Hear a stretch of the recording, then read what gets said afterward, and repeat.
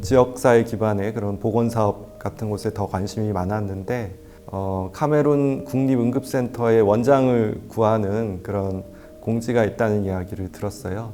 당장 어떤 응급조치를 해줄 수 있는 그런 도구가 아무것도 없는 거죠. 제 인생의 중심부라는 의미에서도 그렇습니다. 카메룬은 저의 심장.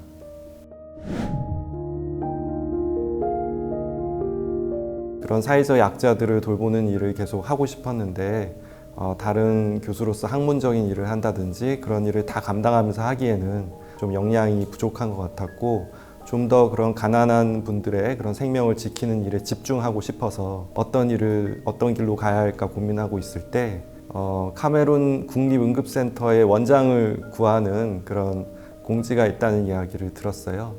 저는 원래 그 임상의학보다는 그런 보건학의 그런 전문성을 가지고 지역사회 기반의 그런 보건사업 같은 곳에 더 관심이 많았는데 외교부에서 직접 연락을 주셔서 이 사업에 그런 한국 정부도 카메룬 정부가 굉장히 확신을 가지고 그렇게 열정적으로 추진하고 있구나라는 믿음이 생겨서 가게 되었습니다. 국립응급센터의 개원을 준비해야 되는 상황이었는데 응급의료의 그런 기반이 될 수 있는 그런 제도가 부족했습니다. 카메룬에서는 아주 고급 사립병원을 제외하고는 약품 또 거즈, 간호사가 쓰는 마스크나 장갑 또는 의무기록지 종이까지도 전부 다 환자가 가져와야 진료가 시작되거든요. 당장 어떤 응급조치를 해줄 수 있는 그런 도구가 아무것도 없는 거죠. 후불제 제도를 정착시키는 것이 가장 큰 과제였고 또 어려움이었습니다. 그래서 과연 어떤 물건이 얼마나 필요한지 그런 데이터가 전혀 없었는데 저희가 같이 그런 먼저 기반이 되는 그런 데이터 조사를 했고요. 또 후속 그런 구체적인 준비들을 하면서 결국 그 첫 진료를 하게 되었습니다. 그때 이제 처음 진료를 하게 될 때 그 카메룬의 보건부 장관과 또 대사님이 오셔서 그런 방송에서 저희를 취재하면서 이제 카메룬의 국립응급센터가 진료를 시작한다는 것이 이제 정식으로 알려지게 되었고 물밀듯이 밀려 들어오는 그런 응급 환자들을 진료하게 되었는데 보건부 장관 또 대통령까지 이 제도에 대한 언급을 하면서 이것이 하나의 모델이 돼서 다른 병원에서도 실제로 어떤 감당할 수는 없다 할더라도 또 그런 방향으로 가야 한다는 그런 철학적인 그런 길이 좀 제시될 수 있었던 그런 계기가 된 것 같습니다.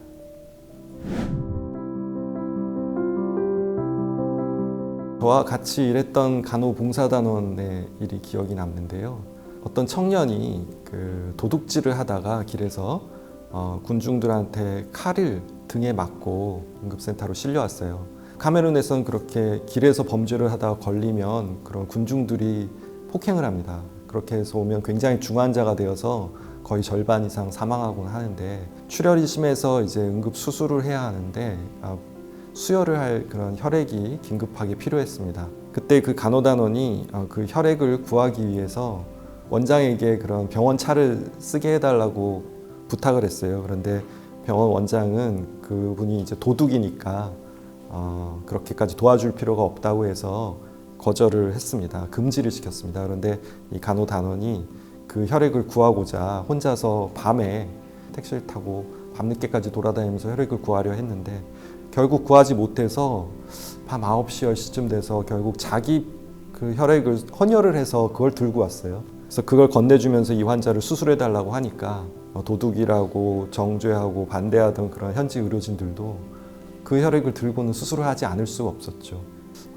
그 열정과 또 생명을 사랑하는 마음과 그 적극성 이런 것들에 굉장히 감명을 깊게 받고 존경스러운 마음을 가지게 되었습니다.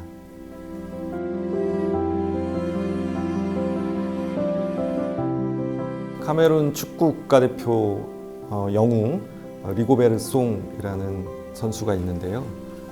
그 선수는 카메룬에서 국가대표 주장을 가장 오래 했고 그런 유럽 리그에서도 굉장히 명성이 높은 그런 선수였습니다. 갑자기 뇌출혈로 의식을 잃고 저희 병원에 실려왔습니다. 그래서 응급조치를 시행하고 성공적으로 잘 되어서 수술을 위해서 그렇게 파리로 이송을 가게 되었는데 중환자실로 올라가는데 수백 명의 군중이 저희 응급센터를 둘러싸고 축구 영웅을 응원하는 목소리가 들렸고요. 송 이겨낼 수 있어. 그리고 성공적으로 잘 치료됐다는 것이 알려져서 저희 응급센터 이름이 큐리인데 큐리 고마워 그런 소리도 들렸고 또 오래 그 축구 응원가가 갑자기 어디선가 시작됐는데 점점 커지면서 그 수백 명이 합창이 돼서 들리는데 정말 굉장히 감동적이었습니다. 심장이라는 단어가 제일 떠오르는데요. 저희 카메룬 국립응급센터의 벽화입니다. 저희 카메룬 봉사단원들이 작은 프로젝트를 해서 이 벽화를 만들었는데 우리의 따뜻한 심장과 함께 당신의 심장은 계속 뛸 것입니다. 마음, 심장, 이게 프랑스어로도 같은 단어거든요. 저희 큐리의 정신이 됐어요. 그래서 저희가 어떤 상황에서든지 포기하지 않고 그 생명을 지켜내겠다. 특히 경제적으로 취약한 그런 부분들도 저희가 묻지 않고 먼저 치료를 제공한다는 그런 하나의 철학이 되었던 것이라 심장이라는 단어가 생각났고 또 제 인생의 중심부라는 의미에서도 그렇습니다. 카메룬은 저의 심장. 처음에 아무것도 모르는 그런 걸음마에서부터 시작해서 이제 성장을 하고 그래서 이제 나중에는 그 노년이 되어서 졸업장을 받은 것 같은 그런 기분입니다. 제 인생의 가장 중요한 부분이었다고 할 수 있을 것 같고요. 지금도 너무 그립습니다. 코로나19가 카메룬에도 번지게 되어서 갑자기 국경 봉쇄가 되었습니다. 제대로 된 보호구도 없이 코로나19 환자들을 진료하고 있는데 제가 같이 하고 있지 못하다는 데 대해서 너무나 그런 마음의 빚이 컸습니다. 그래서 그때 마음의 짐과 그런 부담감이 너무나 컸어요. 국내에 돌아와서는 그런 마음의 빚을 조금이라도 갚기 위해서 꼭 코로나19 특히 중환자들을 진료하는 일에 투신하고자 그렇게 마음을 먹고 성남시의료원 중환자의학과에서 코로나19 중환자들을 진료하고 있습니다. 지금 현재 그런 코로나19가 국가적으로 가장 특히 중환자 진료가 가장 필요한 그런 영역이기 때문에 가장 필요한 가장 긴급한 곳에서 지금 중요한 일을 하고 있다고 생각하고 있습니다. 인생의 축소팟. 코이카는 1년, 2년 정도의 기간 동안 비교적 장기간 봉사단원이 파견되잖아요. 단지 내가 어떤 것을 베풀러 오거나 그런 단순한 생각보다는 자기 자신의 그런 인생이 처음 그곳에서 씨를 뿌려줘서 자라고 열매 맺기까지 하나의 그런 완결된 그런 과정이라고 생각하면 좋을 것 같습니다.